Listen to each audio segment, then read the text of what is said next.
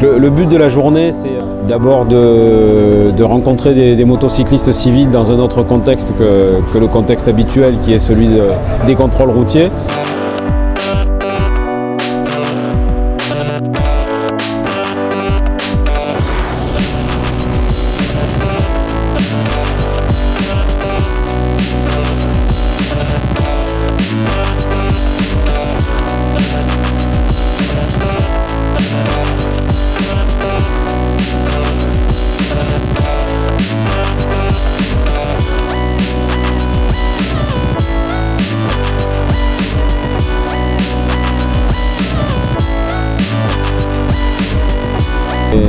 Des accidents qu'on pourrait éviter avec quelques conseils ou autres.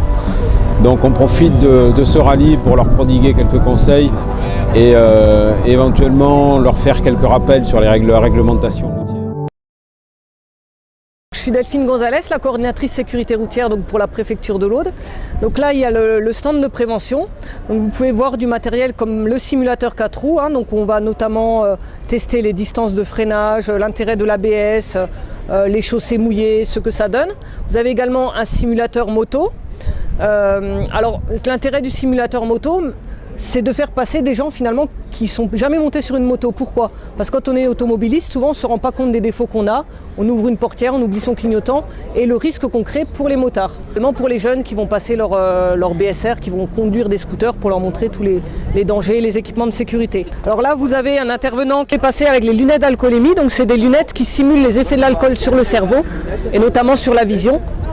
On voit les effets de l'alcool sur le cerveau, sur la vision. Donc notamment ça enlève la vision de côté, on a le champ de visuel qui est réduit, on voit flou. Et après, ce qu'on ne voit pas là, c'est tout ce qui est au niveau comportement. L'alcool, ça donne la confiance en soi, des excès de confiance en soi. Donc on peut imaginer ce que ça donne en voiture avec le temps de réaction qui est allongé par exemple. Vous dites. Alors ce que vous venez de faire, c'est un tonneau.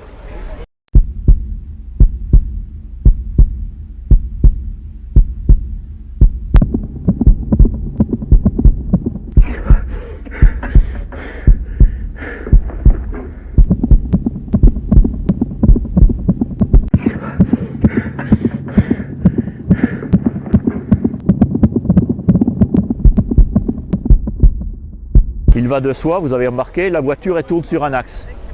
En version normale, la voiture elle part n'importe comment. Là, vous avez tourné à 50 km/h.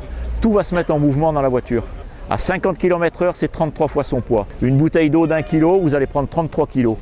Quand vous partez, la voiture va partir en tonneau. Le passager, le chauffeur, non, il va se cramponner, voilà. Le passager, le premier réflexe qu'il va avoir, c'est la poignée où je mets les mains au plafond. Ça, c'est prouvé. Faut pas le faire. Vous allez pousser à X kilos. La voiture, quand elle va s'écraser, ça va être X tonnes. Devinez qui va gagner. Allez, ça y est.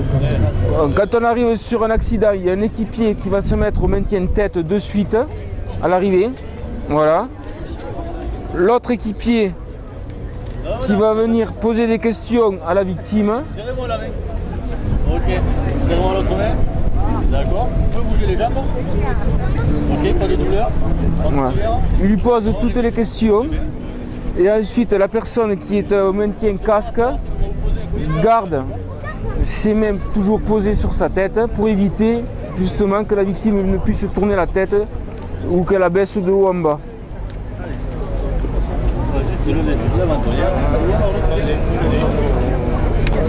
Voilà, là on commence à enlever le casque.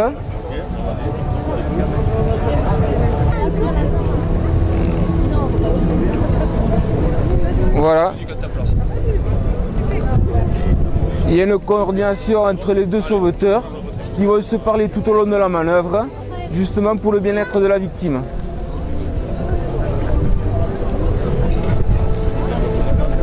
Il procède au retrait du casque.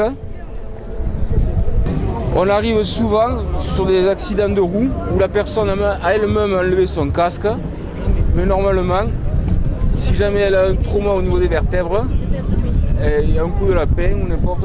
Donc, nous on a des techniques bien pures et spécifiques sont employés pour le retrait du casque. Ils prennent les mesures afin de mettre... Ouais. Voilà. Donc si la victime a enlevé son casque, bon, ben, elle a enlevé son casque, on lui pose nous juste le collier cervical, on la brancarde pour la mettre dans l'ambulance, pour la transporter au centre hospitalier. Et au centre hospitalier, la seule personne qui sera susceptible de dire si elle a besoin du collier cervical, c'est le médecin. Voilà.